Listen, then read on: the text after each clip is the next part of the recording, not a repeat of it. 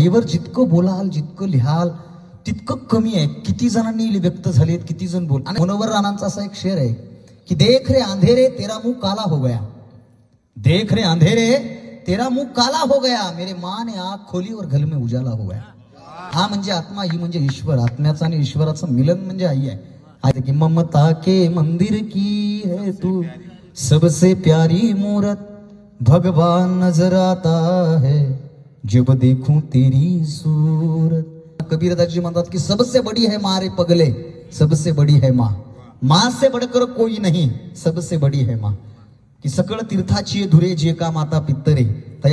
आणि आईच्या नात्यात काय माहित नाही. माझी आजी मला सांगायची की एखादी माय माऊली एखाद्या लेकराला जन्म देते ना, तेव्हा तिचा पुनर्जन्म होत असतो. पुनर्जन्माच्या वेदना सहन करण्याची ताकद माय माऊल्यांकडे दिलेली आहे. झालेत किती जण बोल. आणि प्रत्येकाचा एक नाजूक कप्पा असतो आई. आणि आई हा विषयच फार गहन आहे. त्याच्यावर खरं काय लिहावं काय नाही हा मोठे मोठे प्रश्न आहेत.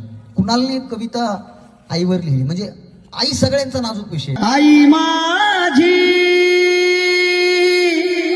मायेचा सागर दिला तिने